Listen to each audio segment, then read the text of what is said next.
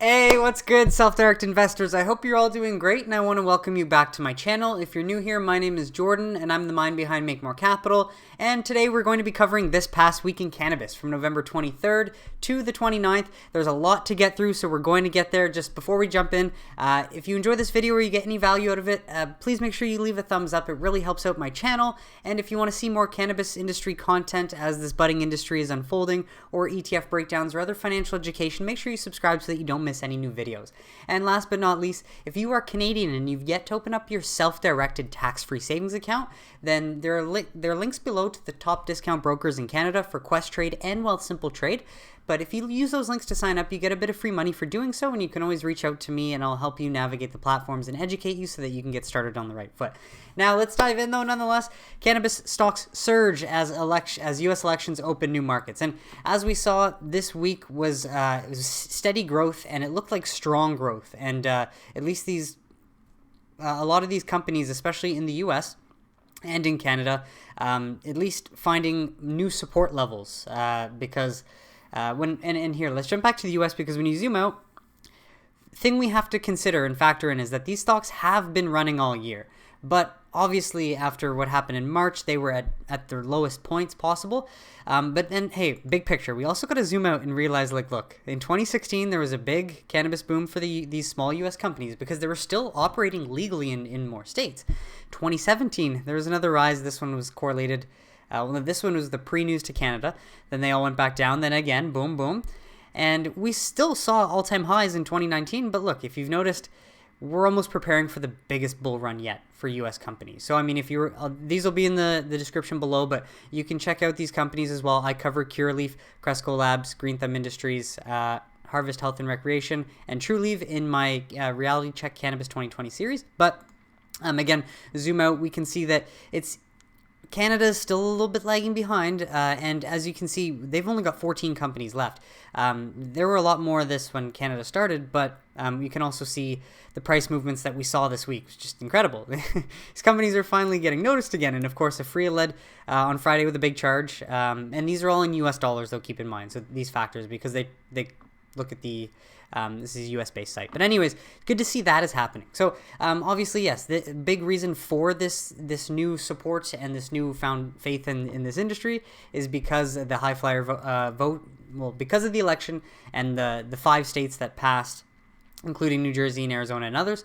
Now, again, always be careful. Do not try to base all of your information from any news sources or articles, because they're just going to throw out names. And, you know, Aurora... Canopy's, again, the big name in Canada, but Aurora, for example, no one should put their money in because it's just incredibly risky. Even though they're at their bottom, their management team, they have not shown that they can perform yet. And we'll get to that a bit later, but they'll often just throw names in here. So that's why it's so important to look at the news articles, but then do a bit of digging behind the scenes, because otherwise you're just going to get what's popular and not necessarily the best long-term selection.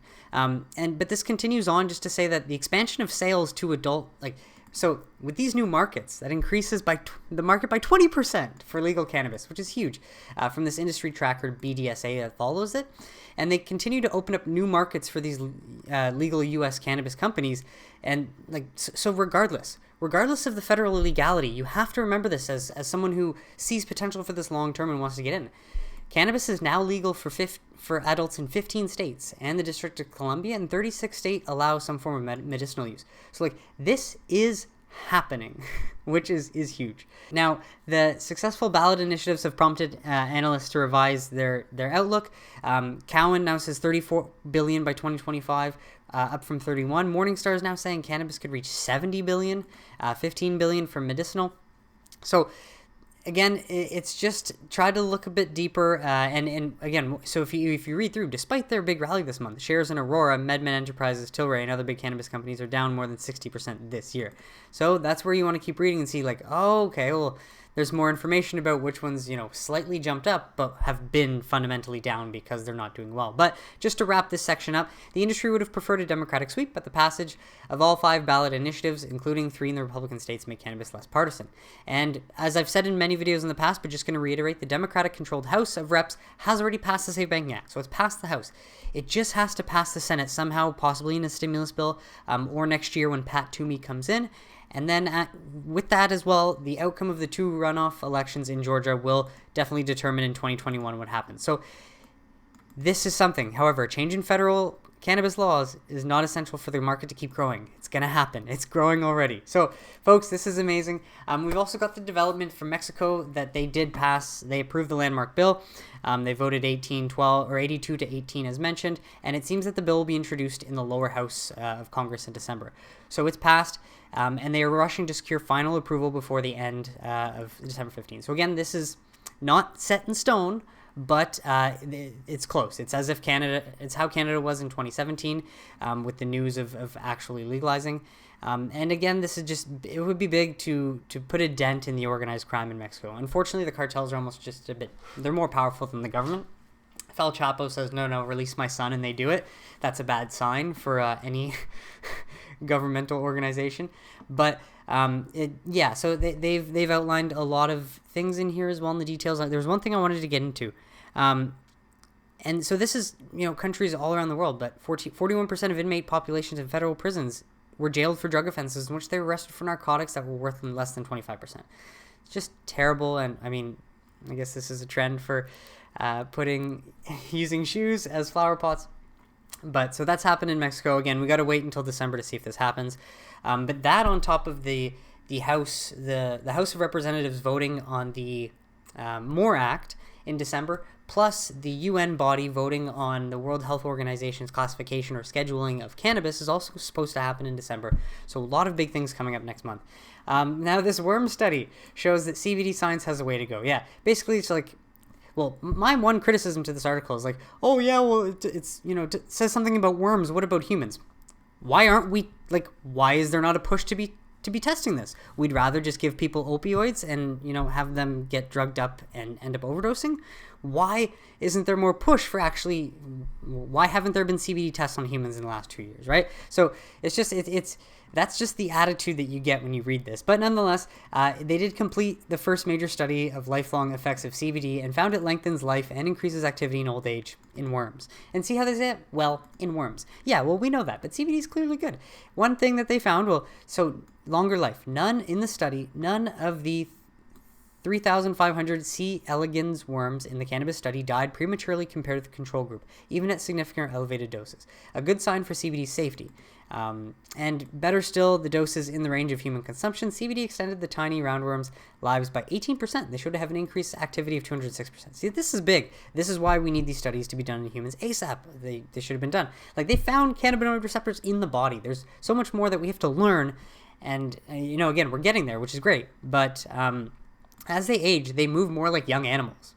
Rather than seeking something toxic, we see the opposite. It increases health parameters. So, that's the best thing you can at least say about what it looks like cannabis can be therapeutic, can be very helpful in many ways. And if it does help keep people young, that's fantastic and that's important, something to consider. Now, I just want to point out some articles. A lot of articles came out this week, and if you don't know the background and the history, they could seem like good sales pitches to buy some of these companies. So this is just where I want to use my experience in dissecting some of these so that what's fluff and what's actually correct. So Canopy Growth is turning around, leaving CGC stock a huge upside. Now, I've almost learned from experience by working with these brands. You can pay $500 to get an article on here. It's not rocket science. You just have to pay them money to get it up here. And basically, they're just saying that CGC has a lot of growth.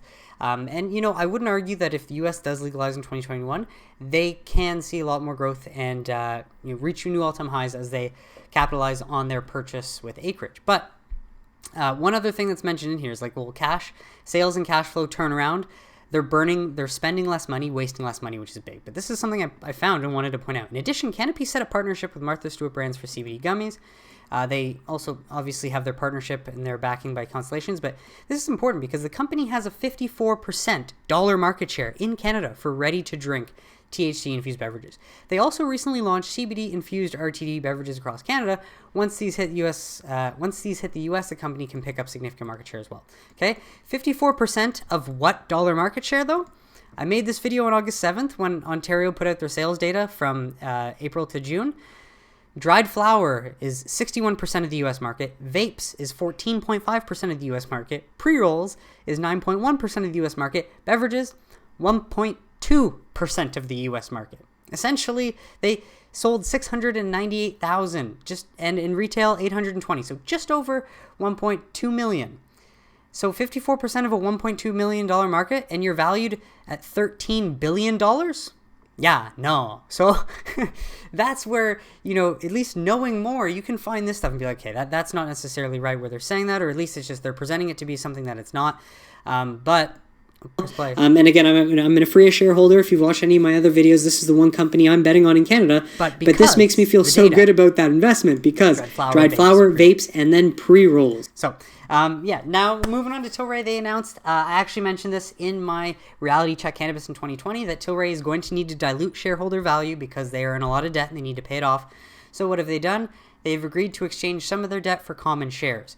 So they're going to exchange 124 million in debt for 100 million more shares to be out there. So if you own Tilray, unfortunately, you will see your shares diluted because of this. And the purpose of this transaction is to reduce the company's debt and eliminate 6.2 million in annual cash interest costs. So again, I'm glad to say I called that. They did have to dilute because they were running into debt issues and running out of cash. Now, moving on, this is good for Aurora. Aurora Cannabis announces Israeli medical supply agreement with Cantech. So it's nice to see this. There are countries that are becoming more lax about cannabis. Israel did say that they're planning to legalize within the next 9 months, which is great. So that would make them the 4th country after Mexico. But again, big picture, intends to provide Cantech with a minimum of 400,000 kilograms. Not a ton of pot of bulk dried flower annually, and that's 400,000 a year. So again, that's not a whole lot. But the good thing is they have secured all necessary import and export permits in order to do that already in November. So one good thing is that this will add to Aurora's revenue in the future, which is great. But again, it is kind of pennies when you look at the size of the overall thing. And then you see another article pop out like this. Oh, Aurora Cannabis in Medicine Hat pausing operations indefinitely. That is another facility gone down. And this is simply, you can be a good PR company and get your information out there, and that's how companies, still get investors because of hype, because their name gets thrown around. They know how to market themselves, but they do not know how to manage the money that investors give them, which is quite sad. So, unfortunately, they're going to close Aurora Sun in Medicine Hat. 1.6 million square foot facility, roughly equal to 21 football fields, was first announced in 2018. Again, incentives to lock in land purchases and start building these facilities at whose cost? Shareholders, unfortunately. But you live and you learn, and as you learn this, you just navigate it and get better at investing. But that's sadly as well results in 650 jobs. So it's a damn shame. It's terrible. But I'm just grateful that I went through 2017, 2018, 2019, and now I can share this with people because it's good to know and be aware of. But some other companies in Canada, at least, executing Village Farms, International's Pure Sun Farms enters into supply agreement with medical cannabis and shoppers. Now, many companies do already have this agreement, but again, this is, when you see something like this, it's at least good because they're expanding their distribution network. So, better to get this, this is good PR. This is the information you want to get out there because, of course, yes, it means you can deliver your product to more avenues. But less as much as this fluff written by some guy, Mark Hake. And then Free as well, good thing for them to expand their 510 vape offerings across its award-winning adult use brand portfolio. This is amazing because Soleil, a fantastic brand, Broken Coast, arguably the best stuff in Canada. And we've got Riff, Good Supply, which is top selling, and Bingo. Now, I could go to headset.io. I know I always go there, but when you do that and you click on the left bracket and you change from flower down to, or the drop-down menu from flower to vapes, you see that Good Supply is still number 1 and number 3, or they have been for a while. And again, this just goes back to the same point. They're ringing out all of their brands in the vape market because the vape market actually it's demanding it, 14.5% of the market. So this is where me knowing that beverages are not selling right now, but vapes are doing incredibly well, this makes me more confident in the company I chose. And it's just these little intricate things you've got to find in the background to connect the dots. That's what makes That's what will make you a good investor with practice over time. So new American Cannabis ETF surges past 100 million in assets. That's huge. So Advisor Shares released Pure US Cannabis ETF, MSOS. I think this was late September. But basically, the initial seed funding was 2.5 million, and now it has assets under management of 119.8 million. So that means about people decided to invest up to 117 million extra on top of that 2.5 or 116.5, give or take, whatever. But basically, it's getting more attention. People are sending more money into this ETF. So to put things into perspective, the number of shares in the ETF has grown 171% since the end of October, when there were 14 million outstanding. So basically, yes, more people are trying to get in, so they're creating more shares. And I think it's again, ideally, you want to get in before we're in billions, because if you can get in at 119 million, and it goes up to $1 billion, that's close to 10x your money. That's where getting in early gives you the real advantage. So of course there's also the MJ ETF already at 873 million. So look how much room that has to climb to catch up with that. HMMJ in Canada, unfortunately, I don't think an ETF for the Canadian market is a very great play. I mean, long term, it will still make you money and get you dividends, but there's just still a lot of Canadian companies that are likely going to go out of business over time.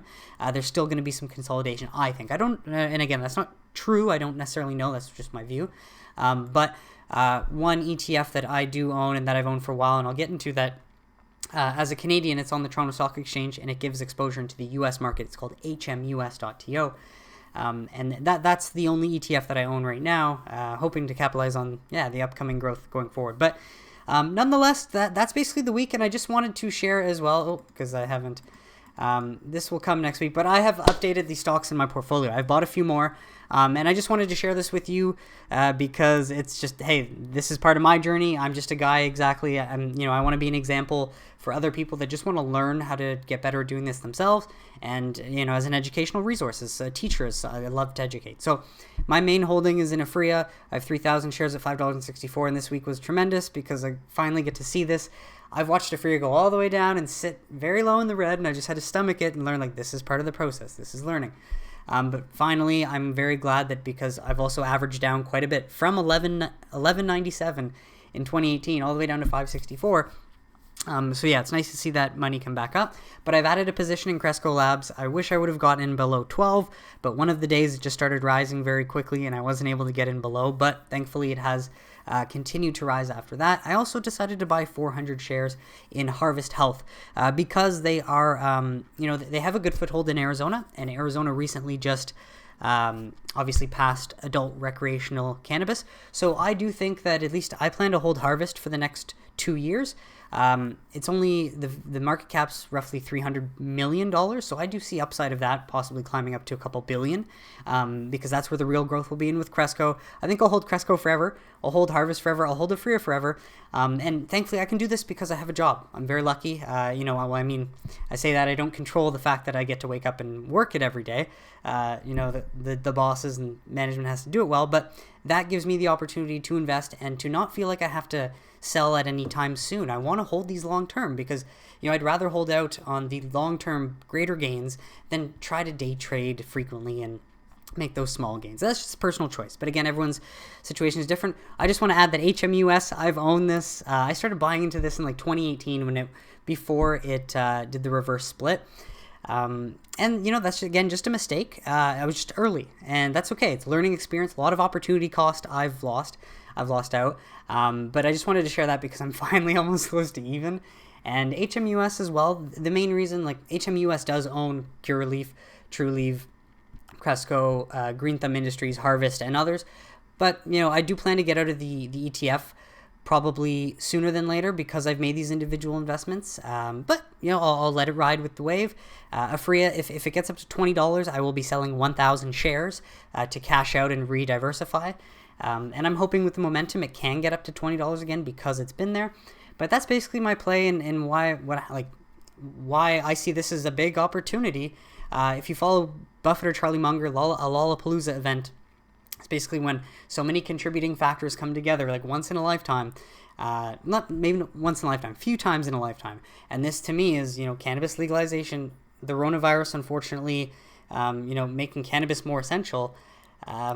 And then, you know, all these little bills we have and the opioid epidemic, all these factors have come together, and this has to happen. It's going to happen. I believe it will. And I guess time will tell. But I just wanted to add for perspective as well, I'm not 100% in cannabis.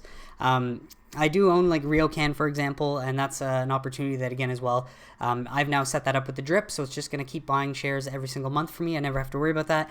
And Tetra Biopharma is my last actually big risky play. Again, this is not advice. I just wanted to be open with you all because, you know, I'm just a person learning, and I think that's the best way to be transparent and, you know, to help my viewers and my community learn from what I'm doing, and we can learn together by discussion and comments and all that. But Tetra Biopharma is my biggest kind of risk play. I have 12,000 shares, but at 37 cents, and it's down at 18. Thing is, Tetra Biopharma, I'm not going to get too big into it, but they are a biotech company working around the federal illegality of cannabis by creating a synthetic THC compound that has the same effects. But they also have a product in their pipeline that they've rushed and are actually doing trials on right now because obviously THC has positive effects on the cytokine storm. And anyways, I'm not a scientist. I shouldn't be trying to explain this. But of course, don't buy any of these investments just because I own them. Just wanted to share that with you. And let me know what you are invested in and what you think about the markets and the economy and this industry going forward. Because, folks, I think this is exciting. Nonetheless, I hope you enjoyed this video and got some value out of it and got some perspective. I'll be back next week, Wednesday. I'm going to do another cannabis-related in between the week before I come back next Sunday for another episode. But please make sure you leave a like if you enjoyed this and subscribe and leave a comment. Let's start a discussion and make sure we all kind of get wealthy together on this generational opportunity, especially if we've lived through cannabis being illegal and being told it's bad. And we're going to find out that it's actually, you know, has a lot more potential than we realized. This is a way that you're investing, you know, your money in changing the status quo for the better. So have a great day, everybody, and I'll see you on Wednesday.